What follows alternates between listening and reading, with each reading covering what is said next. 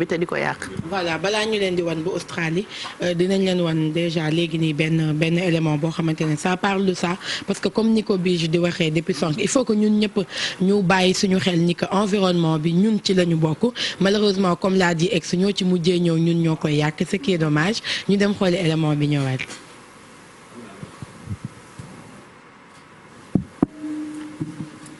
donc le temps que ñuy pare élément bi Pape Samba ñu revenir juste ci Australie très rapidement parce que fan yii yëpp da ngay gis même boo ko yëgulee da ngay gis nit ci commencé di poster ay images.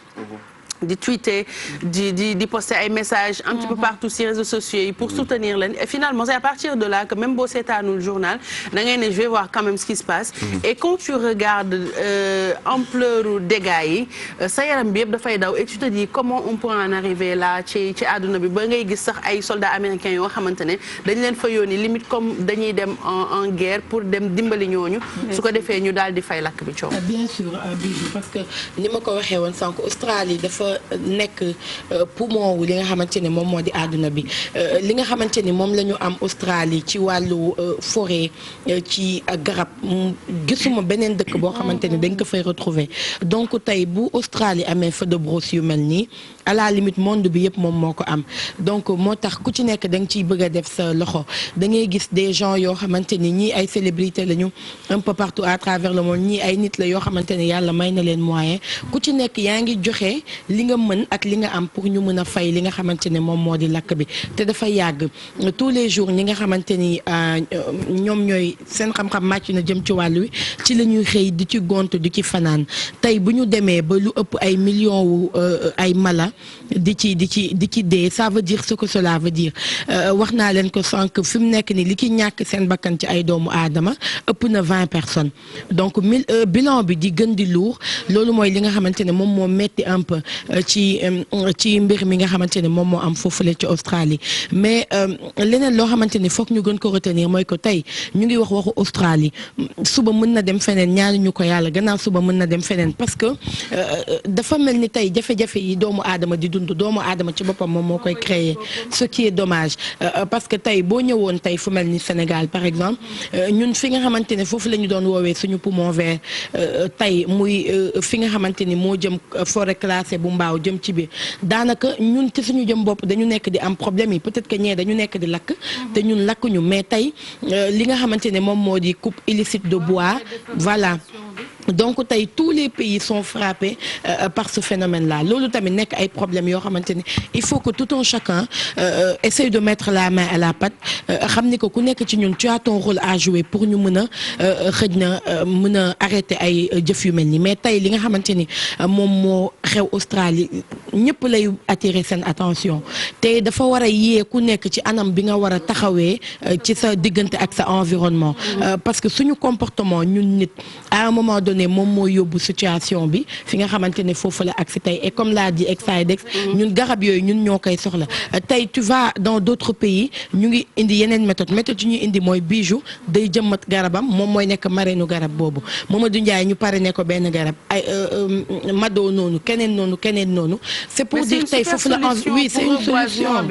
bah oui parce que tey foofu la jamono bi toll école ku nekk sa benn garab nga saxal campagne de reboisement mais loolu war nañ ci gën a mën a il faut que ñu dugal ko école. xale yi màggal école mais dañuy yokk kay.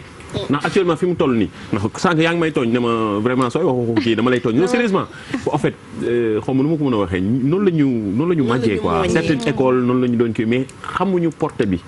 man ci événement yi nii ak yow li ñu ciy interpellé ci lay gën di comprendre porté wu environnement actuellement ci monde bi ñu nekk 21e siècle mooy actuellement environnement li muy représenté ak surtout li xew Australie boo ci defee quelques recherches di nga comprendre que ni ñoom déjà présent seen étudiants yi jël nañu les devants taxaw ci actuellement ne lii moom waru fi mën a ama tax lu toll ci 16000 kilomètres comprendre 16000 kilomètres yoo xamante ne feu bi moo ko ravagé seen emblème bi maanaam mën nañu ko wax comme fii Sénégal gaynde la ñoom dañoo am benn animal kangourou koala. c'est koala. Le koala. koala voilà koala. ñoom dañuy disparaître ak les sauvé nañ ko. loolu amul Afrique je pense zone boobu lay am. te koala moom ñax lay lekk. mi ngi noonu ñax lay lekk. mais boo gisee image yi nga xam ne ñu ngi koy partagé boo gisee image yi nga xam ne ñu ngi koy surtout lu muy représenté ci ñoom. donc dafa nekk li nga xamante dafa war a mën a interpeller monde bi yëpp. mais surtout ñun ñi nga xam ñoo gën a pauvre nag. ñun pays pauvres yi war nañ ci mën a commencer dès à présent di ci xalaat ak ñi nga xam ñoo ñu jiite. ñu ci mën a l'élément bi ñuy waaj a xool muy élément Abdoulaye Diallo bi. parce que nous aussi c'est vrai que fële am na mais ñun am na lu ñu concerné aussi. ci atum 2010 weer ak ñeenti daa ñoo jotoon a tàkk ci biir goxu Vélingara te li fa lakk ci àll mu ëpp junni ak ñeenti téeméeri hectare suuf alors qu'en 2018 ñaar fukk ak ñaari daa ñoo fa jotoon a tàkk looloo tax ñiñ fa denk wàllu àll bi jaaxle lool ci mbir mi. daaw am nañu fanweer ak ñeent ci ay safara yoo xam ni tàkkoon na ñu intervenir ci ba fay ko loolu bi ñu defee évaluation yi yàq na lu mat junni ak ñeenti téeméeri hectare loolu nag day wane rek ni feu de brousse yi kii na li nga xam ni moo am solo du nombre de cas yi mais bu cas feu de brousse amee balaa mooy yàq lu bare ñu fay ko léegi nag pour maintenir loolu dañu bëgg a appuyer ci comité de lutte contre le feu de brousse yi nga xam ne dañ koy installer ci village yi.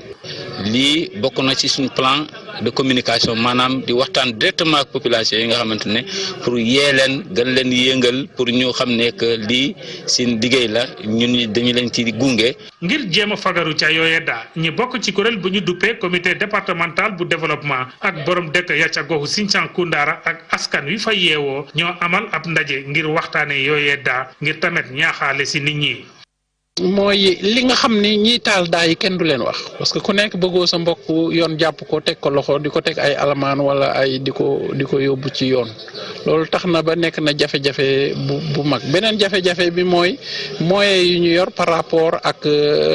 département bi nu mu yaatoo. amal nañ askan wi ne tey koo xam képp koo xam ne da nga gis àll bi di lakk te jóguloo nga dem bokk ci ñi koy fay mën nañ la teg ay daan. et que demandé nañ chef de village yi ñu fexe wax ko population yi et ñu ngi profiter ci occasion bi aussi face à la presse pour sensibiliser nit ñi pour que daal ku ci nekk xam risque bi nga xam ne moo ci nekk parce que aussi li ñëpp bokk ku ci nekk da nga war a taxaw pour sàmm ko. ñàkkum tàggat ga ca membre de lutte contre les feux de brousse ci nan la ñuy fayee daa jafe-jafe ngir jot ci ndox ak ñàkkum ay jumtukaay ñoo yenn ci jafe-jafe yi fay gàllankoor liggéey ñi ñu fa dénk wàllu aar alam gi. Voilà Thioro comme ni ñu ko waxee ci reportage bi l'environnement c'est l'affaire de tous il y a que maintenant parce que li may expliquer ma ne leen vague d'extinction massive yi am ci àdduna bi yëpp bu ci nekk am na bu ko causé am na yoo xam ne dinosaures yi ay météorites la bu ci nekk am na histoire am bi nga xamante ne moom lañu scientifique yi prévoir def nañ ay réunion ay rencontres pour en parler li ko nar a indi mooy destruction planète bi par ñun sur exploitation bi là c'est le moment de faire un retour en arrière eggaguñu point de non retour c'est possible d'arrêter tout ça def reboisement def li nga xamante ne moom mooy protéger nature bi pour mun ko bàyyil suñu doom yi ci meilleure manière bi possible ñu mun a am lu ñu lekk am lu ñu naan am lu ñu fajoo am environnement boo xamante ne buñ koy respirer day baax seen couche d'ozone baax waaye fi mu toll nii ñi ngi yàq donc retour en arrière jot na. Voilà, il faut que chacun d'entre nous conscientiser boppam parce que comme je dis tout le temps mënuñu ku nekk gendarme topp la mënuñu ku nekk ñu dëkk ci sa nopp naan mënuñu ko mënuñu ku nekk ñu yoral la yet malheureusement les lois sont là mais naka la ñuy def ba duñ leen appliquer comme il se doit donc pour man waruñu sax àgg ci loi bi mu ngi fii ku nekk ci ñun il faut que ku nekk nga mën a conscientiser sa bopp nga yar sa bopp il faut qu'on comprenne que l'environnement c'est l'affaire de tous il faut que ñu inculquer ko nos enfants inculquer ko suñu bopp et que école yi université yi bërëbu liggéeyukaay yi ku nekk fexe ba apporter yow sa pierre à l'édifice bu ko defee ñu xam ni que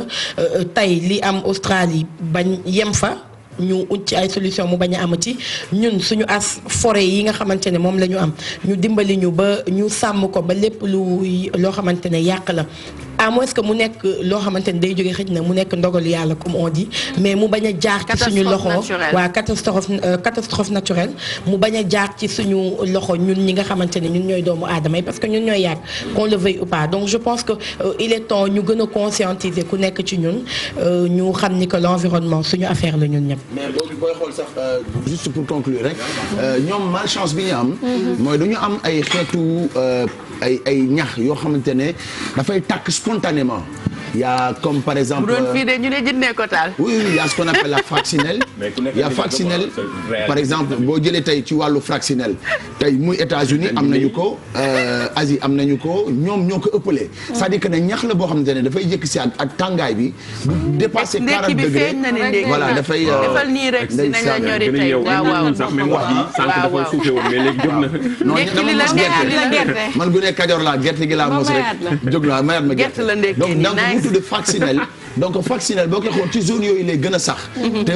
plante la boo xamante ne herbe la boo xam ñax la boo xamante ne dafay tàkk spontanément bu tàkk bu laalee jant bi rek bu defee au-delà de 39 40 degrés dafay tàkk léegi ñoom voilà donc Australie daf leen di tàmm di dal parce que dañ ko bari leen dafay wow bu woowee bu dem dafay tàkk non je veux dire au-delà de ça ñoom booy xool am na ci chaque année muy États-Unis dafay da ngay jékki si ak rek gis boo demee Texas foofu dëkk yu wow la da ngay jékki si ak rek gis mu am flamme boo xamante ne du nitu ko sabab voilà kenn taalu ko donc yàlla aussi am na yu muy def mais li ci am solo rek mooy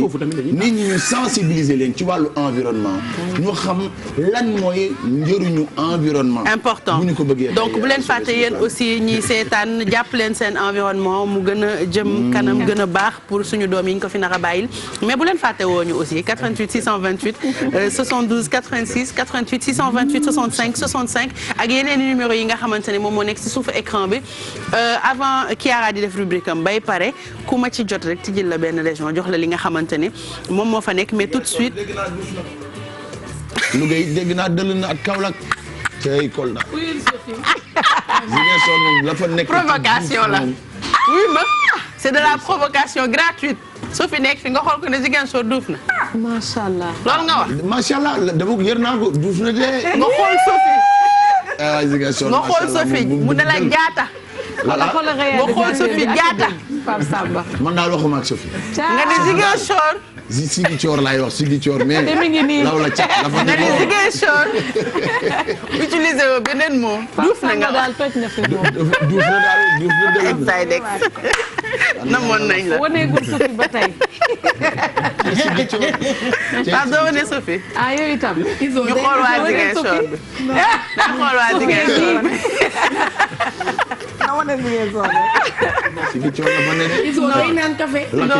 non ex doo dem donc Kiara la ñuy àndal dans Parmi nous et elle va nous faire rencontrer Sarah Galane.